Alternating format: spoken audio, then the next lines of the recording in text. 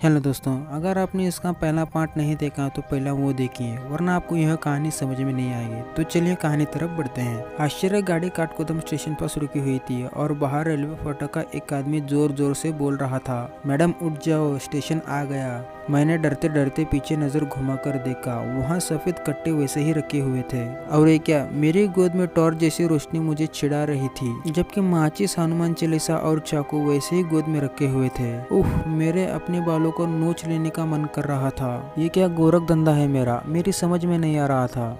आज फिर कंपार्टमेंट में वही डरावना हादसा मेरे साथ घट चुका था, जो पहले भी 8 से 10 बार हो चुका था और मेरी पूरी तैयारी धरी की धरी रह गई। मैं आश्चर्यचकित था, बल्कि बुरी तरह से डर भी गया था। मेरे पास जो हनुमान चालीसा, माचिस, चाकू, अभिमंत्रित ताजिब, उस सब का कोई प्रभाव नहीं पड़ा। यूं कहे कि उन चीजों का कोई लाभ नहीं मिल पाया, जिससे मेरा डर काफी बढ़ गया था। खैर, खुद को किसी तरीके से नियंत्रित करते हुए जैसे तैसे कंपार्टमेंट से बाहर निकला। तब तक घर से मेरा वर्कर आया हुआ था। उसने मेरे बैग को अपने कंधे पर लटकाया और आगे आगे सामने लेकर चलने लगा। मुझसे ख्याल में गुम होने के कारण या किसी और वजह से मैं जल्दी से चल नहीं पा रहा था, जिससे शायद कुछ आगे जाने तक वह भी समझ गया था, तो उसने भी अपनी चाल धीमी कर दी थी।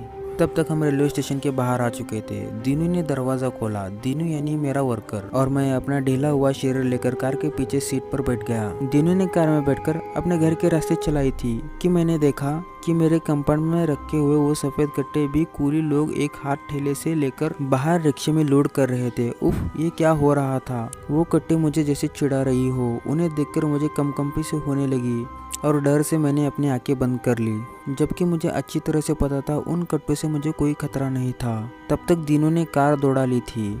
घर तक पहुंचने में मुझे केवल 5 ही मिनट लगने थे, लेकिन जोरों से बजती धड़कनों के कारण 5 मिनट मुझे बहुत ही बड़े लग रहे थे। खैर, घर पहुंचकर बैग किनारे रखकर दीनू को खाने को मना कर सीधे अपने बेडरूम में चला गया। सर में बहुत दर्द था और अपने दुख किसी से शेयर भी नहीं कर सकता था। घड़ी की ओर देखा तो 9 ही बज रहे थे। इसका मतलब आज ट्रेन नियमित समय पर आ गई थी। ऐसा मौका कम ही मिल पाता था। मुझे शायद बुखार महसूस हो रहा था। मैंने अपने अलमारी से थर्मामीटर निकाला और अपने बगल में रख लिया। मेरा पूरा सर दुख रहा था। ऐसा लग रहा था जैसे मेरे हाथ पैरों में जान ही ना हो। शरीर में ऊपर से नीचे तक सुन्नाहट महसूस हो रही थी। खैर, मैंने राम राम करके थर्मामीटर चेक किया तो उसमें पूरा 100% बुखार दिखाई दे रहा था। इसका मतलब मुझे वास्तव में बुखार हुआ था। तभी दरवाजे पर वास्तव हुए। मालिक, चाय लाया हूँ, पी लीजिए। ये मेरे नौकर दीनू की ही आवाज़ थी। मैंने दरवाजा खोलकर दीनू के हाथ से चाय ले लिया और पलंग पर बैठकर सिरहाने सा सहारा लेकर चाय पीने लगा। मुझे इसका बहुत ही सहारा था। सुबह 8 बजे जाना होता था और रात को अक्सर 10 बज जाते थे। ऐसे में यह दीनू ही था जो मेरा घर का सारा काम संभालता था। सुबह मेरा नाश्ता और खाना बनाने से लेकर लंच तक, और रात को काम से लौटने के बाद गर्मा गर्म खाना बनाकर खिलाना। मेरे पूरे मकान की रखवाली और साफ सफाई और देखभाल, पूरा काम उसी की जिम्मेदारी थी। कितना ही काम हो पहले पूरा कर देता था और किसी तरह की मांग भी नहीं करता था। वो मेरे साथ कमरे में ही सोता था। दीनू आज से 8 साल पहले मेरे घर पे काम मांगने आया था। उसका इस दुनिया में कोई नहीं था। वह एक 15-16 साल का लड़का था। उसका शक्ल बहुत ही गंदा दिख रहा था। उसकी हालत पर तरस खाकर मैंने अपने पास काम पर रख लिया। और अब वो 25 साल के आसपास एक खूबसूरत नौजवान था, जो अच्छे खाने पीने से असर से वो अच्छा दिख रहा था।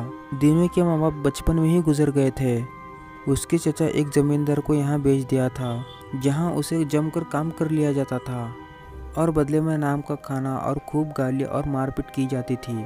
3 या 4 साल तक यह सब सहने के बाद किशोर ने उसे विद्रोह कर दिया और एक दिन चुपचाप वाड़वा एक्सप्रेस में बैठकर यहाँ पहुंचा था और मेरी खुशकिस्मती से भटकता हुआ मेरे पास काम मांगने आ पहुंचा था। बस तब से वह यही काम कर रहा था और बदले में वो सिर्फ खाना खाता था। वो बात और थी, मैंने अपने बैंक में उसका नाम का एक खाता खोला बिना उसे बताए, और उसके काम की पूरी रकम मैंने हर महीने उसके बैंक अकाउंट में डाल देता था। स्वभाव से बहुत ही विनम्र और अपने काम से काम रखने वाला था। बहुत ही कम समय में वह खाना बनाना और कार चलाना इत्यादि उपयोगी कार्य सीख गया था और मैं काफी हद तक उस पर ही निर्भर होता था।